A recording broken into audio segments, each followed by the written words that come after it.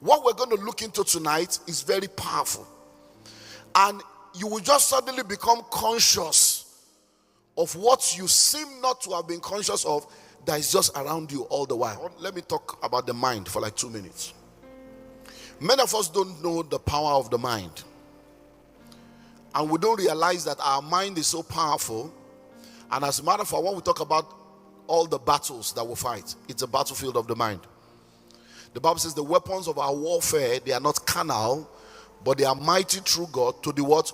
To the pulling down of strongholds, casting down imagination, and bringing to captivity every thought.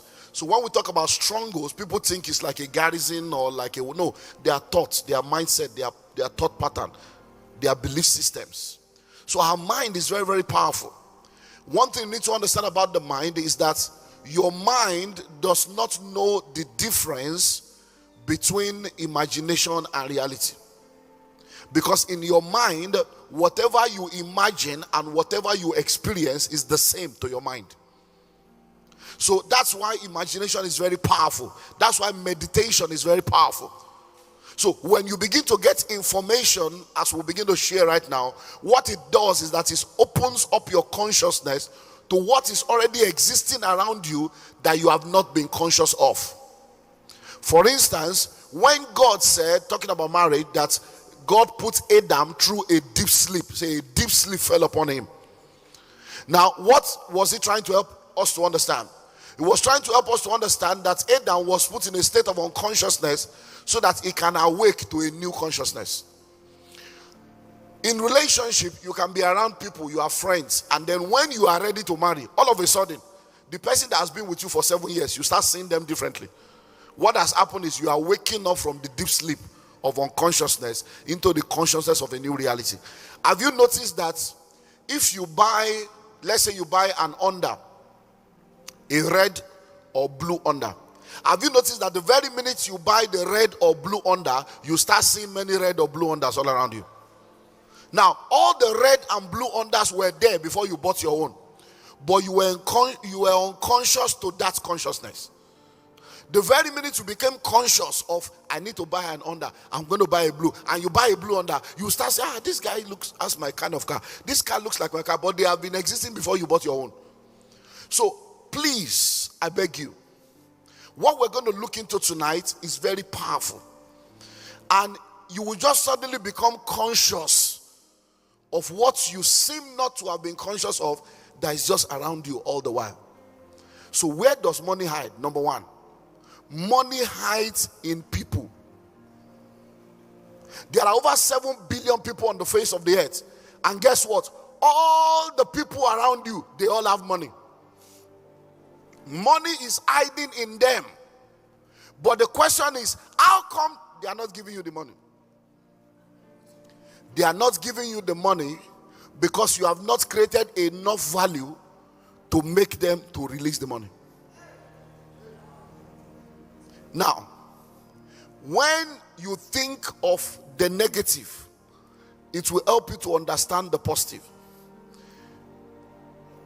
I don't have money, I don't have money, I don't have money. Once your son or your daughter is sick, money shows up. The same you that say you don't have money, you will find money by fire, by force, because so the money was in you. Hello? I don't have money, I don't have money. God forbid, if your son or daughter is kidnapped, money will show up from you. So everybody you see, no matter how poor that man or that woman is, there is money in everybody. But the only time they can release that money is if there is something of value that draws that money out of them. That's what armed robbers use. That's what fraudulent people use. They know that people have money. There's money in everybody. So they sit down and come up with a crafty way. Say, how can I get money from this guy? How can I get money from this lady? How can I get money from these people? And guess what? As they sit to think, they go into a creative, satanic ingenuity. And they begin to come up with all kinds of schemes and all kinds of plots just to get you to release money. So question, if people can sit down to plan armed robbery, sit down to plan assassination, sit down to plan kidnapping, plan prostitution, plan fraud, why can't you sit down to plan righteousness?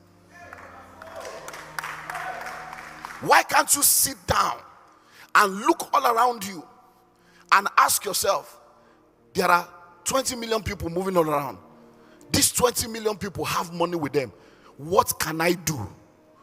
What can I offer them? What value can I release that will make them to give me the money? Hello? So number one, money hides in people. There are many of you sitting down here right now.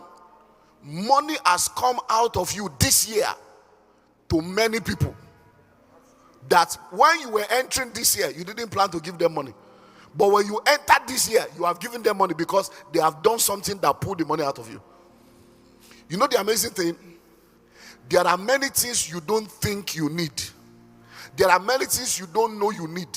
But people sit down to create a need for you, even though you don't need it.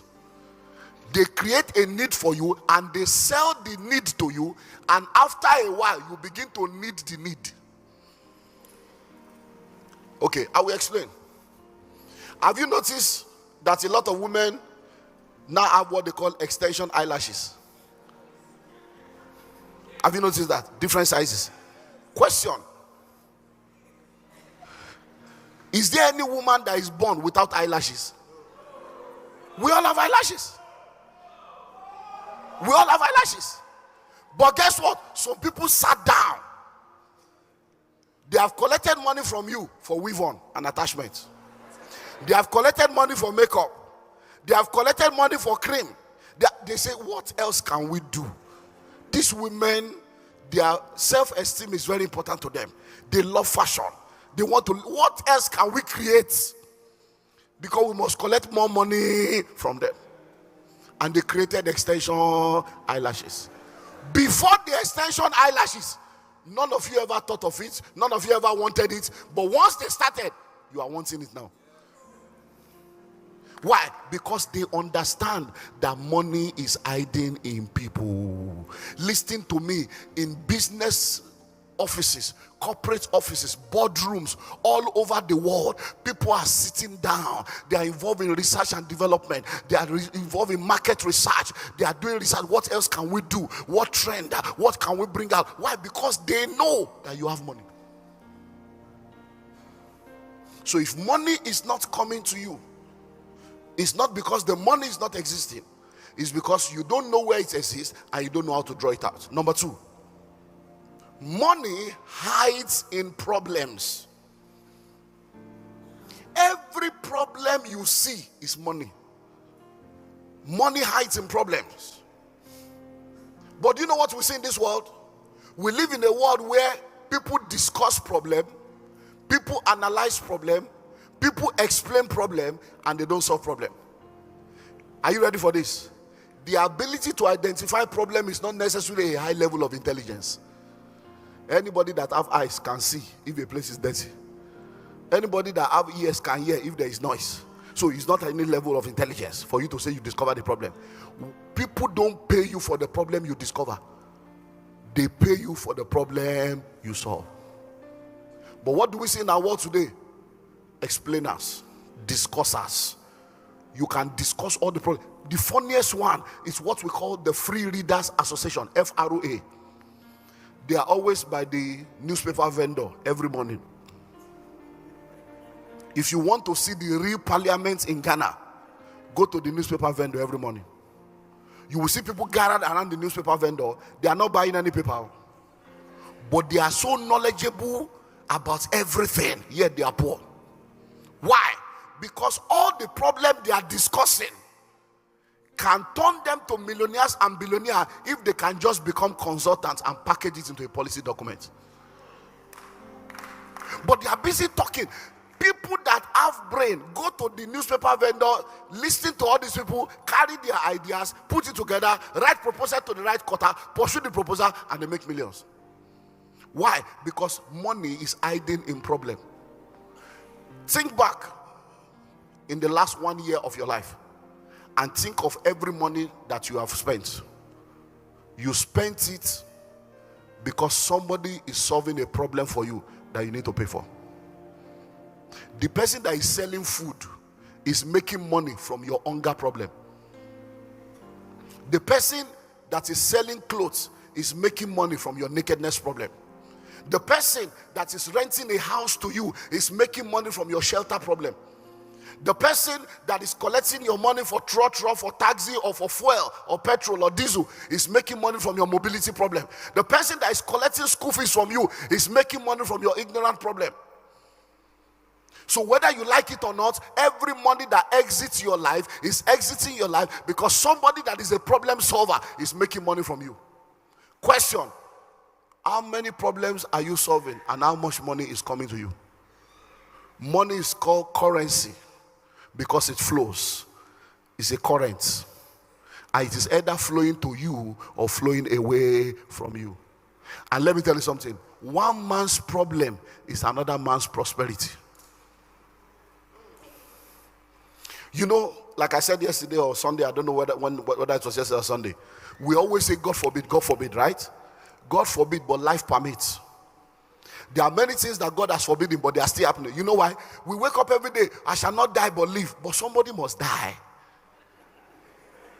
Now, think about it. If your father was a coroner, and your father has a burial house, or your father sells coffin, are you now saying your father should not prosper? If you are a medical doctor, what did you go to school to study? To treat people. So you are saying people must be sick. And you are a Christian. Why did you go and study medicine? Are medical doctors there to make you not to be sick? They are there to make you well after you have become sick. So everybody going to study medicine is studying medicine on the premise of you must be sick. Why are people studying law? They are studying law because you must get that trouble. So, and many of you still want to go and study law, and you are saying, I shall not see evil. Somebody must see the evil. That's the way life has been programmed. Hello? Read your Bible now. 1,000 shall fall by your side, 10,000 by your right hand. That's already 11,000. Yet no evil will come near your dwelling. So for you, 1,000 here, 10,000, 11,000. And you will still be standing. But 11,000 people have already suffered. 11,000 people have already died. So one man's problem is another man's prosperity. So if we are talking about money, money is hiding in problem. So when you move into that area, you are trying to dry clean your clothes and you discover that there is no dry cleaner, that's a money.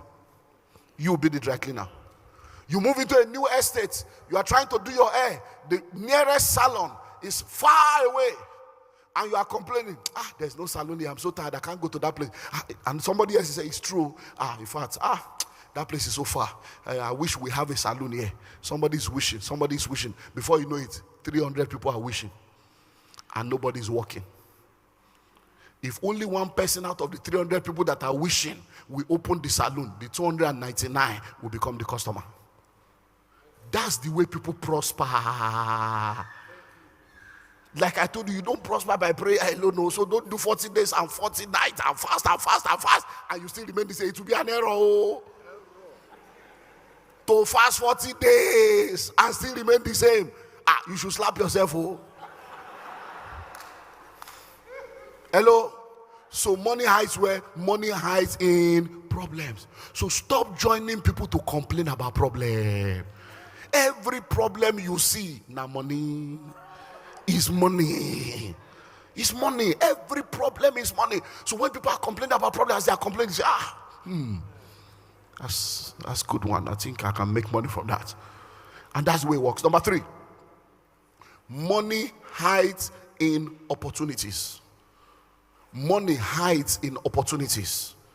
Opportunities are ladders. Opportunities are doorways. Opportunities are lifts. Opportunities are connections. Opportunities are contacts. It is better to be prepared, waiting for opportunity than for opportunity to come and meet you unprepared.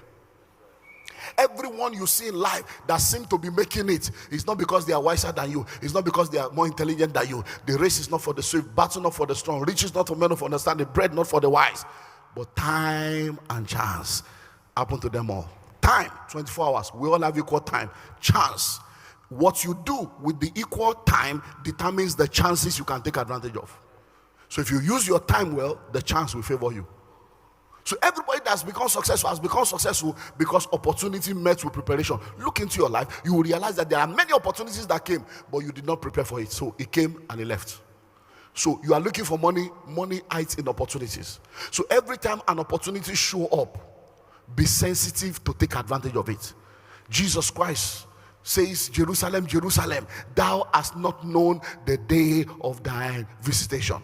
The Bible talks about the sons of Issachar. He said they understood the time and they knew what Israel ought to do at every point in time. So like I was saying yesterday about real estate, the very minute you heard on the news or read in newspaper that Ghana has discovered oil, it's simple common sense.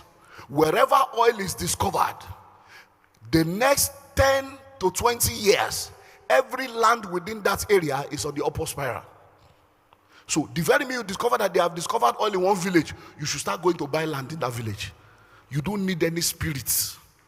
It's simple opportunity. It's called opportunity pursuit. You see opportunity, you pursue it. I was telling someone, I was discussing with someone about the new airport because I'm going to, where am I going to? Kumasi, right? Yeah. I'm going to Kumasi on Thursday morning. So I was asking that, so is it the same? Which airport? Is it the former one? So I was just say, oh no, that in fact they are planning to build another airport.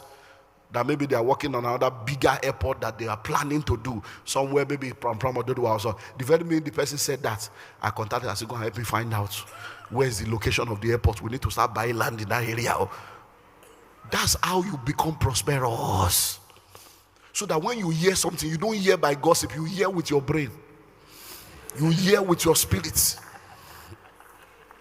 Everybody that is successful today, there were opportunities that came that they maximized. Hello? Now, are you ready for this? Please. Some opportunities that will come into your life is problem in somebody's life. Because one man's problem is another man's opportunity. Please listen and listen well. Don't be so religious that you turn your back against opportunity because you are emotional and sentimental about the problem that the person is facing. You are not the one that created the problem. No, read your Bible. Saul was anointed by Samuel. And Samuel told Saul, he said, when you live here, you are going to see 3 men. They are going to have 3 loaves of bread. They are going to have 3, and then one. He said, when they get there, he said, they will salute you and they will give you 2. Now, 3 people have 3 loaves of bread, and they will be giving 2 loaves of bread to one man. He says, collect it from their hand. Do as occasion serve you, because he knows that he may say, no, there are 3 of you, how can you give me 2 and all of you share 1? No, just give me half. That's the mindset of many Christians. When God brings opportunity to us, we think we are more spiritual than God. Somebody is in trouble and they want to sell a house of $100,000 for $10,000. You say you will not buy. Are you the one that put them in trouble? Whether you buy or you don't buy, somebody else will buy. So think about it. So opportunities sometimes when they come, they may come as problem in somebody else's life, but opportunity in your own life. And I'll tell you a story to push that in. I did a pastor's conference years ago, and I was sharing a lot of things, and the pastor screamed in the midst of the meeting because he heard some things and was like, wow, I've been foolish. And he shared this story with us. He started the church, and the land where they started the church was owned by a man that owned about 4 to 6 plots of land. So they leased 1 plot to start the church. And few years after they started the church, the landlord came to him and said, Pastor, please, I have a little challenge and I need your help. He said, what can I do for you, sir? He said, my container came into the country a few months ago, and I was not even aware the container has arrived. I'm just getting the bill of lading, and now it's gathering demurrage, and I need to pay this. So please, can you buy this land so that you guys can buy this and I can use it to settle what I need to settle, because I'm in deep trouble and the bank loan is increasing. And you know what the pastor said? He said, "Oh, Baba, no, we can't do that. How can we take advantage of your trouble?" No. That's we cannot. It will seem as if we are taking advantage of your trouble. You know what? Let me talk to the board. Let's see whether we can borrow you the money. So they had the money. God created an opportunity. The wealth of the wicked was about to come to the righteous, but the righteous became wicked and stupid. So he went to the board, and the board, two of the board members were business. They said, "Sir, this is not right. The man did not ask for a loan. This is an opportunity to get the land from him. We should actually negotiate for the entire land and pay him this one as first installment and take advantage of this opportunity." These were business people that understood how marketplace works. That's why Jesus Christ said the children of this world are in their own thing wiser than the children of light. But the pastor said no, he used veto power. So they borrowed the man the money, interest free. The landlord sorted out his problem and paid the church back. Fast forward, 2 years later, the church has grown, multiple services. Now they want to buy land. So they come to the landlord. And the first time he came to them, he wanted to sell the land for 400,000. Now they come to him and they say, "Oh, Baba, you know that our discussion we had a while back. We are ready now." He said, "Which discussion?" He said, "No, you know the land now, you wanted to sell that, and that we decided to help you, so we want to buy now." He said, "Sorry, I'm not selling my land. Why should I sell my land? That's my children's inheritance." He said, "No, but he said, no, Pastor, please don't blackmail me. No. I came to you because I was in trouble. It is what you have that you use to get what you want. I was in trouble, and the only thing I could use to bail myself out was to sell part of my assets. And I came to you to sell land to you. You say you are not buying. Pastor, please, pastors don't lie. Did I come to borrow money from you? No. I came to sell. You say you are not buying. You chose to borrow me. Is that not true, sir? You were the one that chose to borrow me. Sir, you are a pastor. I'm a businessman. I'm not a pastor. So I don't have any problem anymore. So why should I sell my land? God gave you an opportunity and you didn't take it. The landlord was the one preaching to the pastor. He said, if at all I want to sell, it will be 2.1 million per plot. The pastor was sharing the story by himself. He learned in a hard way. So you are looking for money, is hiding in opportunity. Number 4, money hides in gifts, talent, and potential. Money hides in gifts, talent, and potential. I'm going to make 3 statements. They are very important. Note it. Your gold is tied to your gift. Your treasure is tied to your talent. Your profit is tied to your potential. Your gold is tied to your gift. Your treasure is tied to your talent. Your profit is tied to your potential. Everything that the spider needs to spin a web is inside the spider. Spiders don't go to the market to buy anything. It's in them.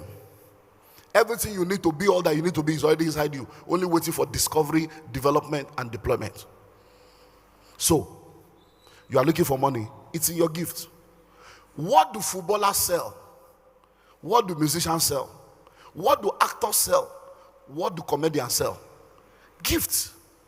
The gift was in them. The day you were born, while they were doing your naming ceremony, the gift was in you. The talent was in you. The potential was in you. Some of you never discovered it until you were 20, until you were 18, until you were 35. There are people that are sitting down here right now that are loaded with gifts and possibilities, but they don't even know. And they are looking for something that is not lost. I like doing this just to help you see. I think I've done that here before, just to help you see how easy it is. Now, my sister, please, let's do a little test. How many kidneys do you have? Kidneys, how many? 2. Are you sure? You have 2. You have seen the 2 before, you just believe. So you believe what you have not seen, and you don't believe the man of God. Okay, now how many kidneys do you need to survive? 1. You need 1. So if you need one kidney to survive, what's the second one doing there? Spare parts. Okay. How much is kidney on the organ market? Now, so you see now, so you are moving around with a spare kidney. So you are loaded with money, yet you are looking for 10 Ghana cedis. So every one of you, as you are moving around, is money moving. Now, am I saying you should go and sell your kidney? No. But there is a gift in you. There is a talent in you. There is a potential in you. There is something in you that you can use to release the money you are looking for. But because many of us don't know it, you are looking for money. Money is inside you. It's your gift. Many of you can cook. Everybody says, oh, your food is very sweet. And yet, instead of selling food, when you ask them, why have you not started the restaurant? Hey, I don't have money to rent a shop. Shop. In what way does shop equal to cooking? Don't you have kitchen where you are already cooking? The ones you were cooking that they say is sweet, did you cook it in a shop? Listen to me. Our mind has been so messed up that we only think of what we don't have instead of thinking of how to use what we have. Do you know? Now, let me just give you two examples. I was talking about the mind. Now, repeat after me. I'm a billionaire. Now, how much did it cost you to say that? Nothing. So why are you not saying it? No, think of it. You keep saying negative. Hey, I don't have money. Why do you keep saying negative things? To say negative, free. To say positive, free. But if you say negative, it will affect your destiny. So what is your problem that you can't say good thing about yourself? People are not saying it. You too cannot say it. What will it cause you to wake up and say, oh boy, you are too much? Man, you are awesome. You are powerful. This world is waiting for you. You are rich, you are powerful. You are going to pay tithes in millions. You are going to build up. What will it stop you? It doesn't change anything. Even if people say you are lying, even if they say you are talking rubbish, it is your mouth. It's your words. It's free of charge. Hello? Now, think of you being rich. Think it. See it now. That you are rich. You are prosperous.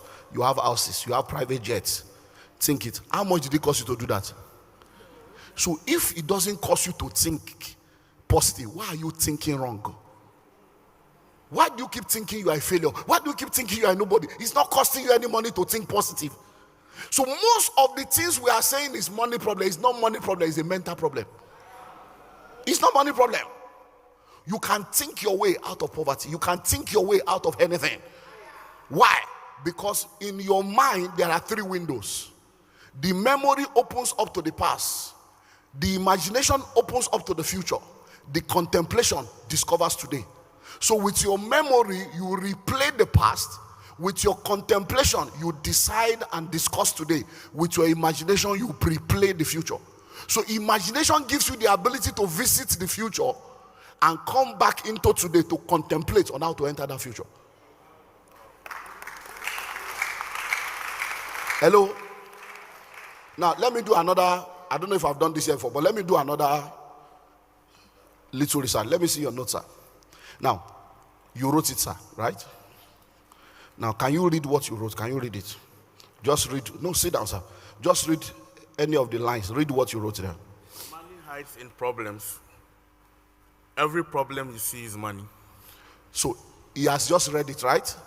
He's the one that wrote it now. So, stay seated. Now, I want you to read the third line. Are you not the one that wrote it? Why can't you read it? Now, listen, are you ready for this? Oh, Jesus, help us. He wrote it with his hands. When it was close to him, he could read it because he was reading with his eyes. But when I took it far away, he could no more read it. Why? Because it has gone beyond his eyesight. Hello? Now, let's do something else. Sir, I want you to go to your bedroom now. Go in, you see now. Imagine, see your bedroom now. You can see your bedroom now, right? You see your bed, you see your curtain, you see everything. Now, question. How come he can see his bedroom that is miles away, but he cannot see a book that is close to him? Because when he was looking at the book, he was using his eyes. When he was looking at his bedroom, he was looking with his mind. So the problem with many of us is we claim to be spiritual, yet we live in the natural. So when you see people that understand, they close their eyes and they are seeing. And when they see it, the mind does not know the difference. You see, what he saw now, which is his room, is a reality to the mind. Are you ready now? Because, are you ready? To him, is already a reality. He knows that there is a room that belongs to him, and he could see it. But guess what? The mind that he used to see that room does not know the difference between whether that room is existing or is a picture. The mind doesn't know the difference. So even though he's in one room and struggling in a room, he can use his mind, pick up a picture of a mansion and begin to see himself in that mansion. The mind does not know the difference. The mind will conclude that he has already seen that and he's already living there, and every faculty in him will begin to work towards that.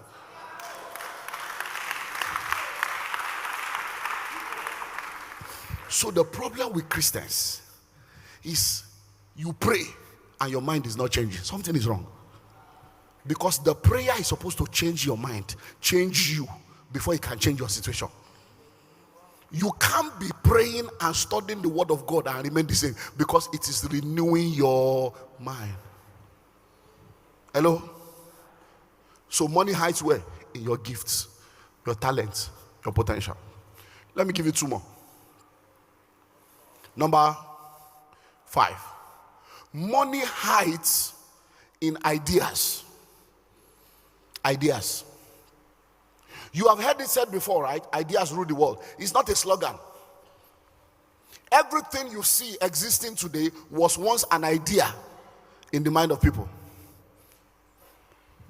I jumped from first session to fourth session. But in the second session, we have the evolution of money. In the third session, we have the definition of money. Under the evolution of money, you will have been able to see how that money is not what you think money is. Because many of us, when we think of money, we think of paper currency. So, okay, so now, so what we have here now are currencies of different nations. So this is naira, this is pounds, dollars. This is United Arab Emirates, that's dirham, shillings, ringgit, Malaysia. Okay, sefa. So all Ghana cedis,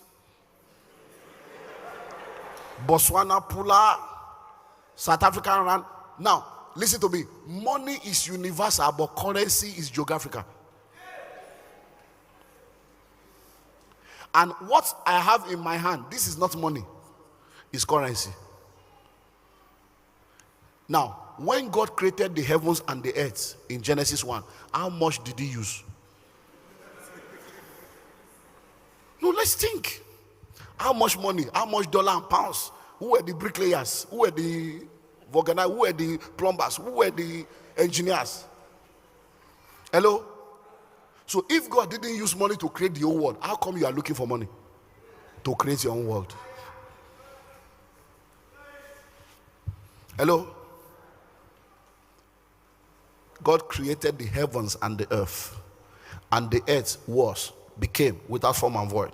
Darkness was upon the face of the deep, and the Spirit of the Lord moved over the face of the waters. And God said, let there be, and there was. And God saw that there was light, and the evening and the morning, first day. So what God said is what God saw. But guess what? He saw it before he said it, before he saw it. So he saw it in his mind. And what he saw, when he looked at darkness, he saw light. And he spoke what he saw in his mind. And when he spoke it, everything around made it happen, and he physically saw it. That's why when you operate the mind of Christ, the mind of Christ is first spiritual, then physical. Everything is created twice. You have to create it in the realm of the spirit and conceive it in your mind before you can create it in the physical. When your mind cannot conceive it, no matter how much you try, it won't happen in the physical. Why? Because there will be a mental block. You will continue to see that it's not possible, it's not possible, it's not possible, it's not possible, it's not possible. Hello? So you are looking for money. Money hides in ideas. Ideas.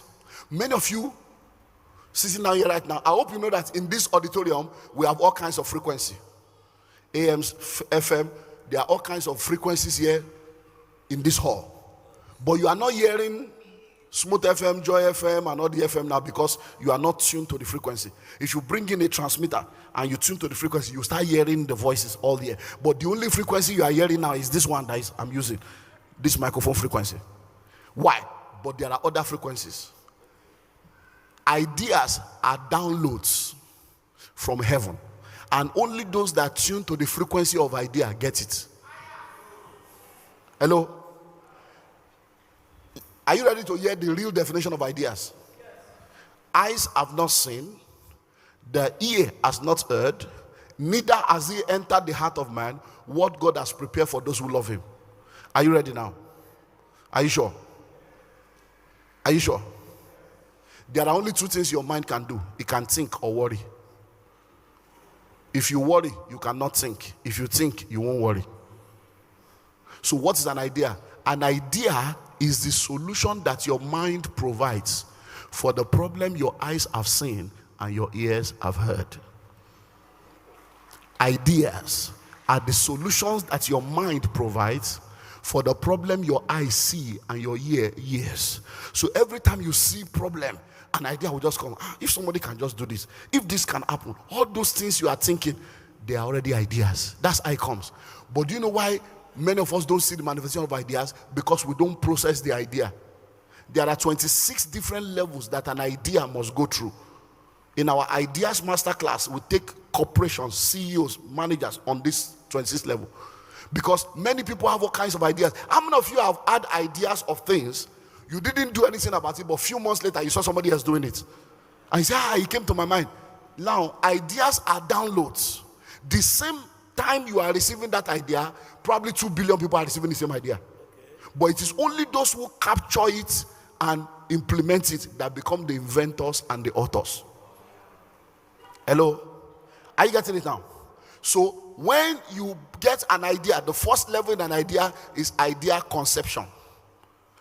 Level 2, idea documentation. Level 3, idea investigation. Level 4, idea protection. You go on until level 26 levels of that idea. So when we are talking about money hides in what? In ideas. And you need to realize that in the world that we live in today, you're welcome, sir. Let's celebrate our overseer.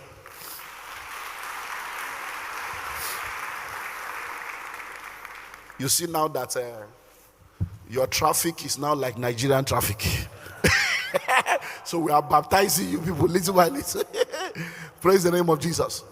So in life you realize there are people that have ideas without money. There are people that have money without idea. There are people that have ideas and they have money. And there are people that have no money, no idea. Which category do you belong to?